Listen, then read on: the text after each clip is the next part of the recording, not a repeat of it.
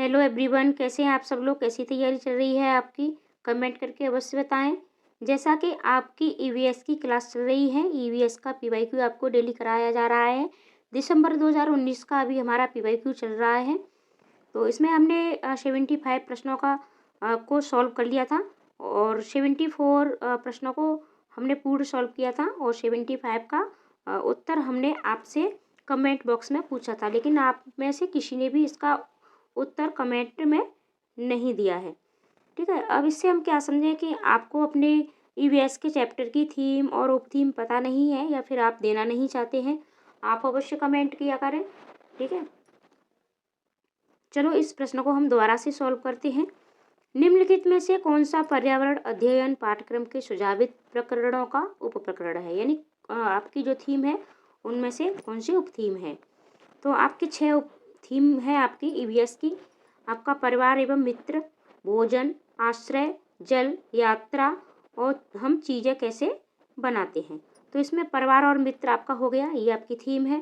भोजन भी आपकी थीम में से ही है और हम चीज़ें कैसे बनाते हैं ये भी आपकी थीम है। और आपकी 4 उप थीमें हैं। उप थीमों में आपका है जानवर, पौधे, कार एवं खेल। ये 4 आपके उप थीमें हैं। तो इसमें राइट आंसर है आपका नंबर 3। और जल्द ही आपको वीडियो मिल जाएगी थीम और उप थीम पर। तो चलो अगला प्रश्न देखते हैं। निम्नलिखित में से क्या पर्यावरण अध्ययन के शिक्षक के लिए वांछनीय गतिविधि है, यानी एक पर्यावरण का शिक्षक है तो उसके लिए एक वांछनीय गतिविधि क्या हो सकती है। विभिन्न कक्षाओं के बहुसांस्कृतिक क्षेत्रों को संबोधित करना, पर्यावरण अध्ययन की अवधारणाओं को संबंधित महत्वपूर्ण सूचनाओं को बच्चों को देने के लिए प्रेरित करना, पर्यावरण अध्ययन के 6 प्रकरणों का रेखीय आयोजन करना, केवल पाठ्यपुस्तकों पर आश्रित रहना। तो राइट आंसर आपका क्या होगा, राइट आंसर आपका हो जाएगा नंबर ए। ठीक है, यानी आपके जो विभिन्न कक्षाएं हैं तो उनके बहुसांस्कृतिक क्षेत्रों को आप संबोधित कर सकते हो। ठीक है, लेकिन पर्यावरण अध्ययन की अवधारणाओं से संबंधित महत्वपूर्ण सूचनाओं को बच्चों को देने के लिए प्रेरित करना, यानी आप सिर्फ बच्चों को सूचना नहीं देनी है, आपको बच्चों में समझ विकसित करनी है। ईवीएस का अध्ययन उनके पर्यावरण के साथ जोड़ करके मतलब पढ़ाना है। उनकी जो दैनिक गतिविधियां हैं उनके साथ जोड़ करके आपको बच्चों को ईवीएस का अध्ययन कराना है।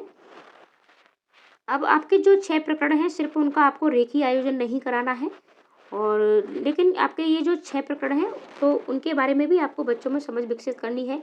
भोजन का क्या महत्व है, जल का क्या महत्व है, आवास का क्या महत्व है, चीज़ें हम कैसे करते हैं। ठीक है, ये सारी चीज़ें। और केवल पाठ्य पुस्तकों पर आश्रित आपको नहीं रहना है। और जहाँ भी बात पाठ्य पुस्तकों आपके अध्ययन का एक हिस्सा है, ठीक है, एक संसाधन है, लेकिन सिर्फ आपको मतलब पाठ्य पुस्तकों पर आश्रित नहीं रहना है, निर्भर नहीं रहना है। तो राइट आंसर आपका हो जाएगा नंबर ए।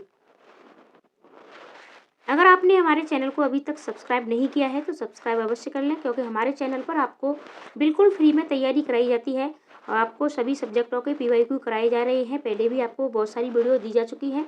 आप प्लेलिस्ट में जाकर के सारी वीडियो अवश्य देखा करें, मैंने बहुत सारी प्लेलिस्ट बना रखी है आपके लिए। तो चलो अगला प्रश्न देखते हैं। निम्नलिखित में से क्या पर्यावरण अध्ययन में बच्चों के द्वारा ज्ञान की रचना में महत्वपूर्ण है, यानी बच्चों के ज्ञान की रचना किस तरीके से हो सकती है। तो बच्चों का सक्रिय भाग लेना ये सही है। बच्चे जब सक्रिय रूप से किसी चीज़ में भाग लेंगे तो उनके ज्ञान की रचना होगी, ज्ञान का निर्माण होगा।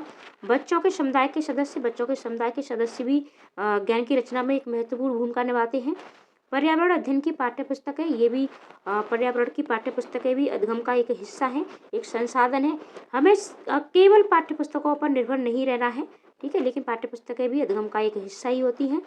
पर्यावरण अध्ययन की पाठ्यपुस्तक में दी गई व्याख्या और परिभाषा, तो हमें व्याख्या और परिभाषाओं को मतलब ये आपका नेगेटिव पॉइंट हो गया, नहीं रटाना है, बच्चों को नहीं समझाना है। तो राइट आंसर आपका क्या होगा, ए, बी और सी। तो राइट आंसर आपका हो गया ऑप्शन नंबर ए। अगला प्रश्न देखते हैं। बच्चों को पर्यावरण अध्ययन सीखने में प्रभावशाली तरीके से जोड़ा जा सकता है, यानी सबसे प्रभावशाली तरीका क्या होगा, तो आप बच्चों को जोड़ पाएँ। वृतांत, हाँ, हम बच्चों को कोई भी वृतांत सुना करके, और बच्चे मतलब इसमें मतलब अट्रैक्ट होते हैं, बच्चे सुनने में रुचि रखते हैं। ऐसी चीज़ों को, कहानियाँ सुनने में भी बच्चे बहुत ज़्यादा रुचि होते हैं। तो ये दोनों आपके प्रभावशाली हैं। शिक्षक के द्वारा अवधारणाओं की प्रभावशाली व्याख्या, अब देखो यहाँ बात व्याख्या की आ गई तो ये आपका ऑप्शन नहीं होगा। और प्रभावशाली प्रदर्शन और व्याख्या, ये भी आपका मतलब गलत हो गया। और आपको शिक्षक के द्वारा अवधारणाएं का निर्माण नहीं करना है, बच्चे की क्या अवधारणाएं, ठीक है। तो राइट आंसर आपका क्या होगा? राइट आंसर आपका हो जाएगा नंबर 2, ए और बी।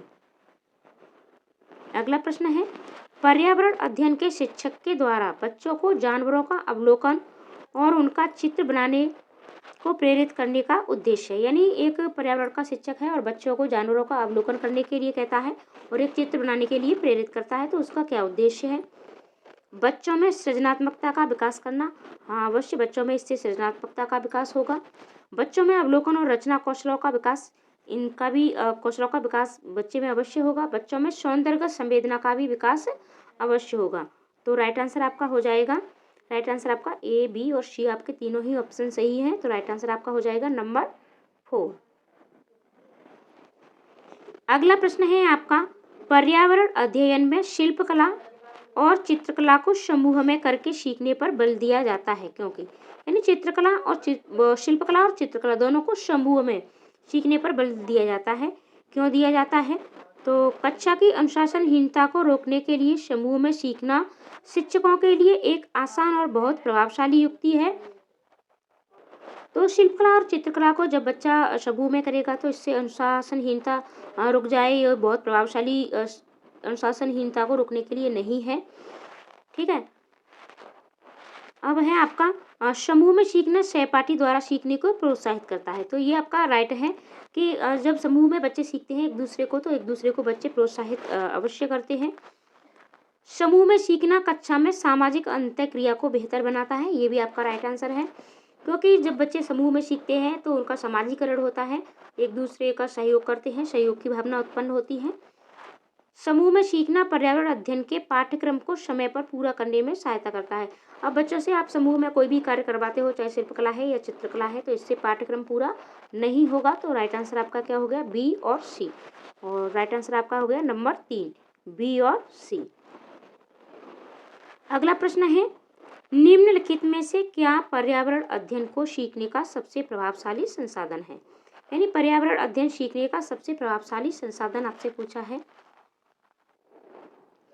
परिवार के सदस्य, हाँ, परिवार के सदस्यों के द्वारा भी पर्यावरण अध्ययन हम सीखते हैं, आसपास की चीज़ें हैं, और परिवार भी हमारे जो पर्यावरण अध्ययन की हमारी थीम में भी शामिल है।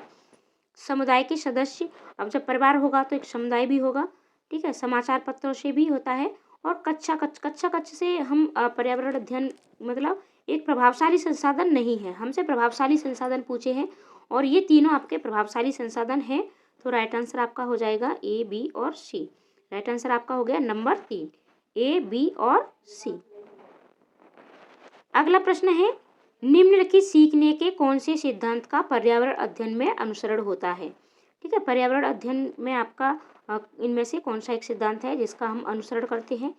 वैश्विक से स्थानीय, अमूर्त से मूर्त, अज्ञात से ज्ञात और ज्ञात से अज्ञात। तो राइट आंसर है आपका नंबर 4, ज्ञात से अज्ञात।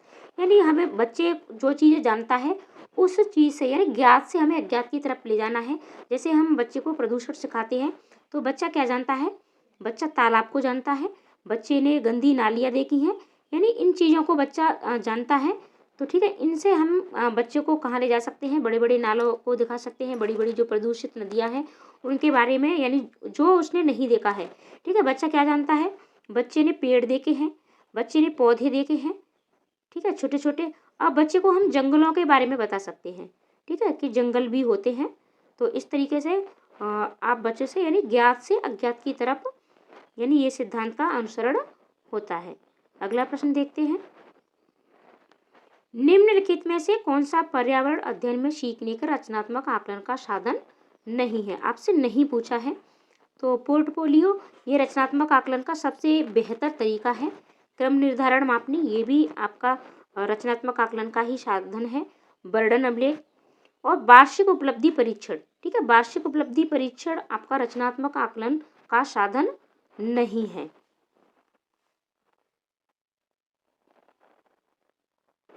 तो राइट आंसर आपका क्या हुआ? राइट आंसर आपका हुआ नंबर 4। अगला प्रश्न देखते हैं, निम्नलिखित में से किसको पर्यावरण अध्ययन में बच्चों के आकलन से दूर करना चाहिए? यानी इनमें से एक ऐसा है जिसे हमें बच्चों के आकलन में दूर रखना चाहिए, यानी उस तरीके से हमें बच्चों का आकलन नहीं करना चाहिए। बच्चों के उत्तरों को सही या गलत में आंकना, हमें कभी भी बच्चों के उत्तरों को सही या गलत में नहीं आंकना है।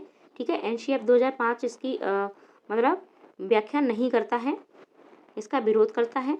कक्षा 5 के ईवीएस पाठ्य पुस्तक में प्रत्येक पाठ के अंत में दिए गए आज हमने क्या सीखा पर चर्चा अवश्य करनी चाहिए। आकलन के संकेतकों का भी उपयोग आप कर सकते हैं और बच्चे के सीखने का गुणात्मक आकलन आपको करना है हमेशा। ठीक है, आपको परिणाम पर नहीं जाना है। ठीक है, सही या गलत उत्तर आपको नहीं देना है, पास या फेल नहीं करना है आपको बच्चे को। तो राइट आंसर आपका क्या हो जाएगा? राइट आंसर आपका हो जाएगा नंबर 1। राइट आंसर आपका क्या होगा? राइट आंसर आपका हो जाएगा नंबर 1।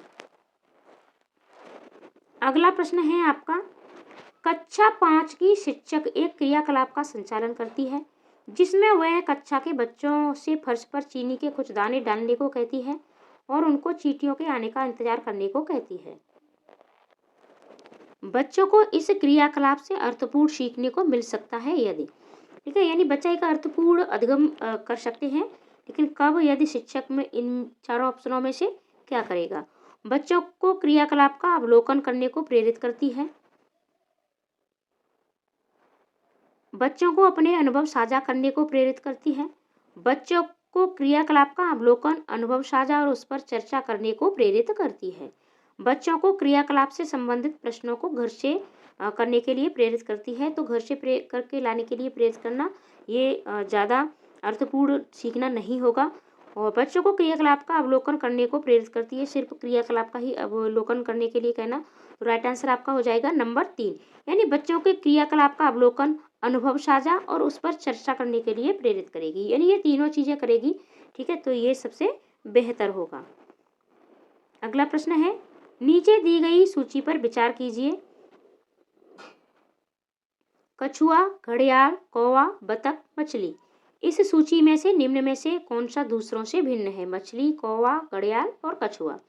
तो राइट आंसर आपका हो जाएगा नंबर 2, कौवा, क्योंकि मछली भी आपकी जल में रहती है, घड़ियाल भी जल में रहता है, कछुआ भी जल में रहता है, लेकिन कौवा आपका जल में नहीं रहता है, ये वृक्षों पर रहता है, पेड़ों पर रहता है। अगला प्रश्न है आपका, आपको इधर शहर और राज्य दिए गए हैं और इधर आपके ये कुछ ऑप्शन दिए गए हैं और इन्हें आपको जोड़ना है। और ये आपके यहाँ से एनसीईआरटी के प्रश्न चल रहे हैं। ये देखो, कछुआ, घड़ियाल, यहाँ से भी आपका ये एनसीईआरटी का ही प्रश्न था। इससे पहले आपके मतलब पेडागोजी पर आधारित प्रश्न थे। ठीक है, तो आपको एनसीईआरटी की बुक्स अवश्य पढ़नी चाहिए और एनसीईआरटी सीरीज की जितनी भी हमने आपको वीडियो दे दी हैं, आप उन्हें एक बार अवश्य देखें। प्लेलिस्ट में जाकर के आपको सारी वीडियो एक साथ मिल जाएंगी और पीडीएफ के लिए आप हमारे टेलीग्राम ग्रुप को भी ज्वाइन कर सकते हैं। हांगकांग किसी भी करी के साथ उबला टेपियोका, तो हांगकांग के लोग क्या खाते हैं? हांगकांग के लोग आपके सांप खाते हैं। ठीक है, और इसे क्या कहते हैं? इसे कहते हैं आपका लिंग हु फैन,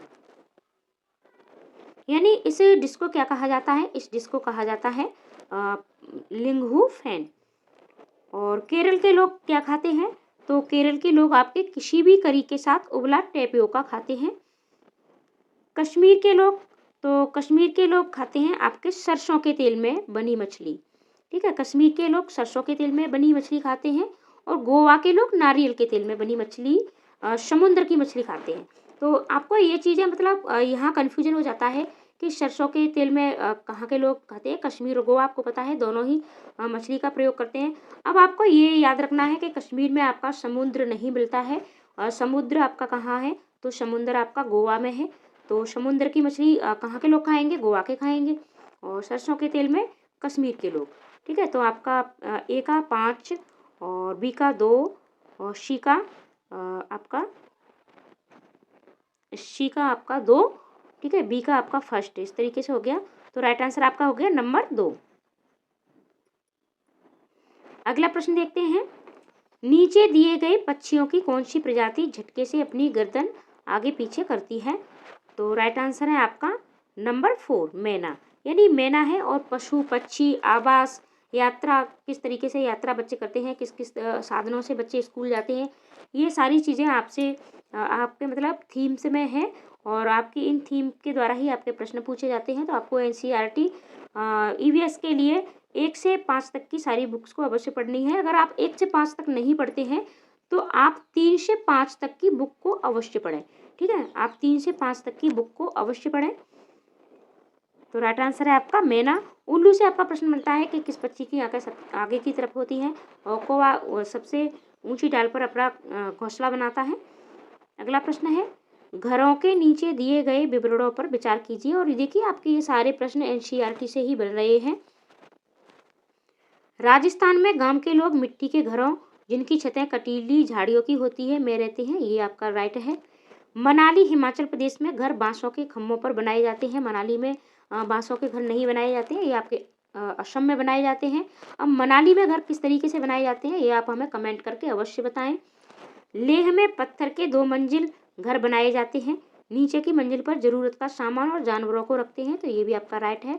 तो राइट आंसर आपका हो गया ए और सी। तो राइट आंसर आपका हुआ नंबर 3, ए और सी। अगला प्रश्न है आपका और ये आज का आपका लास्ट प्रश्न है। हाथियों के विषय में नीचे दिए गए कथनों पर विचार कीजिए। आप वीडियो को बिल्कुल भी शेयर भी नहीं करते हो, कमेंट भी नहीं करते हो और लाइक भी नहीं करते हो। तो आप अपने दोस्तों को अवश्य शेयर किया करें। हमारे चैनल पर आपको बिल्कुल फ्री में तैयारी कराई जाएगी और अभी आपके पास बहुत टाइम है। एनसीईआरटी भी आपको शुरू से दी जाएगी। सभी सब्जेक्टों के आपको पीवाईक्यू दिए जाएंगे और आपको टॉपिक पर भी वीडियो मिलती रहेगी। ठीक है, तो आप अपने दोस्तों को वीडियो अवश्य शेयर करें और आप चैनल को सब्सक्राइब करने के लिए भी कह सकते हैं। हाथी बहुत कम आराम करते हैं। ये एक दिन में केवल 2 से 4 घंटे ही सोते हैं। एक बड़ा हाथी एक दिन में 200 केजी से अधिक पत्तियां और झाड़ियां खा लेता है। इन्हें पानी और कीचड़ में खेलना बहुत भाता है। इससे इनके शरीर को ठंडक मिलती है। किसी हाथियों के झुंड में सबसे बुजुर्ग हथनी ही सभी फैसले लेती है। तो राइट आंसर आपका क्या होगा? राइट आंसर है यानी आपका नंबर ए भी सही है। हाथी बहुत कम आराम करते हैं, ये 2 से 4 घंटे ही मात्र सोते हैं। और आपका सी भी सही है। इन्हें पानी और कीचड़ में खेलना बहुत पसंद होता है क्योंकि इनसे इनके शरीर में ठंडक मिलती है। और किसी भी हाथियों के झुंड में सबसे बुजुर्ग जो हथनी होती है वही सारे फैसले लेती है। लेकिन आपका बी ऑप्शन गलत है क्योंकि ये 200 केजी नहीं बल्कि कितने खाता है, 100 केजी। ठीक है, तो राइट आंसर आपका क्या होगा? राइट आंसर आपका हो जाएगा नंबर 3, सी, डी और ए। तो ये आपकी सीरीज़ थी। आप वीडियो को ज़्यादा से ज़्यादा शेयर करें, चैनल को सब्सक्राइब भी करें और लाइक कमेंट करना बिल्कुल ना भूलें। मिलते हैं अगली वीडियो में। आपको पीवाईक्यू डेली चैनल पर मिलते रहेंगे। पूरी वीडियो देखने के लिए आपका बहुत बहुत धन्यवाद।